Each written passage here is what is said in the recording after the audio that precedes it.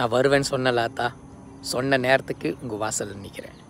உங்கள் கோவில் திருமண்ணை எடுக்காமல் போகவே மாட்டேன். மக்களே வாங்க, மண் எடுக்க போகலாம்.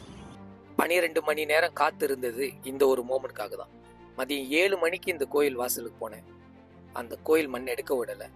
மறுநாள் காலையில் 7 மணிக்கு அதே வாசலில் நின்று மண் எடுக்க வந்திருக்கேன்னு சொல்லும் போது குருக்கள் வந்து உள்ளுக்கு வாங்க, இடம் பிடிங்க, உங்களுக்கு தான் அந்த மண் அப்படின்னு சொல்லிட்டு பூஜையெல்லாம் முடிச்சுட்டு எனக்கு ஏற்ற மாரி அந்த மண்ணை வந்து கொடுக்கறதுக்கு தயார் செஞ்சார்.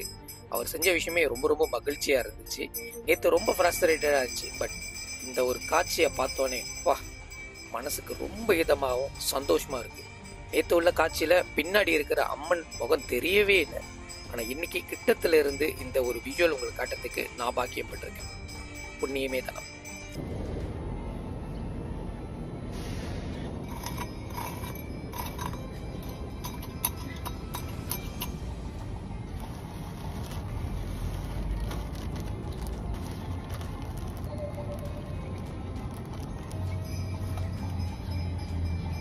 ஃபர்ஸ்ட் டைம் அனுபவிக்கிறேன். இந்த தட்டில் போட்டு அம்மன்கிட்ட வந்து படைக்க சொல்லி கேட்டிருந்தார்.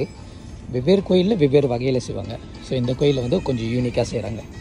ஆஃப்டர் 12 ஹவர்ஸ் கடைசியாக 9வது மண் மகாகாளியம்மனோட மேனேஜ்மெண்ட்டுக்கு வந்து நன்றியை தெரிவிச்சுக்கிறேன். ஏன்னா இவ்வளோ சீரு சிறப்போட என்னை செஞ்சு கொடுத்ததுக்கு. ஸோ அடுத்த பயணத்தை தொடங்கும். 10வது திருக்கோவில் கோவில் ஸ்ரீ மகாமாரியம்மன் புக்கிக்குமுனி. இதுக்கு முன்னாடி 8வது கோயில் துர்கையம்மன் கோயிலும் 9வது கோவில் காளியம்மன் கோவிலும் இந்த மாரியம்மன் கோவிலும் ஒரே லைன்ல தான் இருக்கு. ஒரே கிலோமீட்டர்ல இருக்கிற 3 கோவில்கள். ஸோ கண்டிப்பா வந்தீங்கன்னா இந்த 3 கோவிலும் ஒரே நேரத்தில் வந்து விசிட் பண்ணிட்டு போங்க.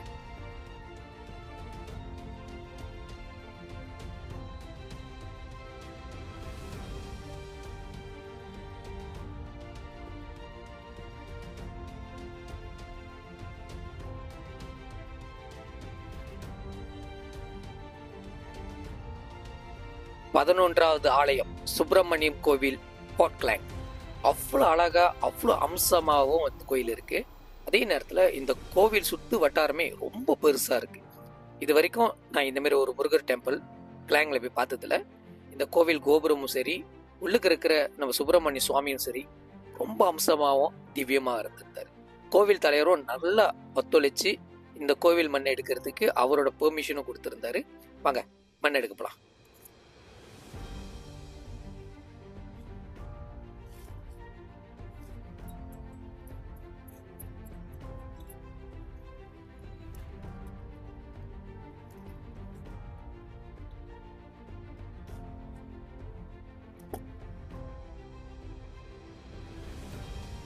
பாதை மாறி வந்து கண்டுபிடிச்ச புதிய டெம்பிள் தான் இந்த டெம்பிள்.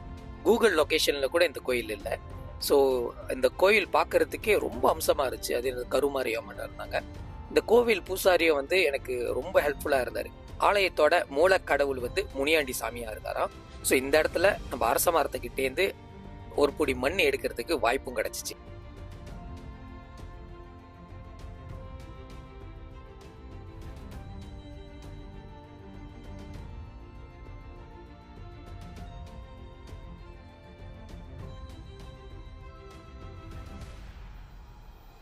இன்றைய காலையில 4 கோவிலிருந்து திருமணம் எடுக்கப்படுச்சு. இந்த பயணம் இனி மதியமும் தொடரும். 1008 soil project videos part 1 part 2 டிக்டாக்ல பார்த்து ஃபாலோ பண்ண எல்லாருக்கும் நன்றி தெரிவிச்சுறேன். அதே நேரத்தில் உங்களோட வாழ்த்துக்களும் சொல்லியிருந்தீங்க.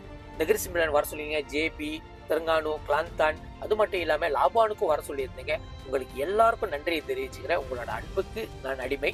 இந்த பயணத்தை ஒட்டி நிறைய கோவிலுக்கு போக வேண்டியது இருக்கு. கண்டிப்பா உங்களோட ஆலயத்துக்கு நான் வந்திருந்தேன்னா கண்டிப்பா உங்கள்ட்ட தெரிவிப்பேன்.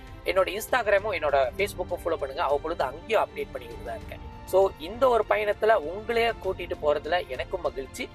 இந்த ஒரு பயணம் உங்களுக்கு புண்ணியமா இருந்துச்சா 4 பேர்ட்டு ஷேர் பண்ணுங்க, ஃபாலோ பண்ணுங்க.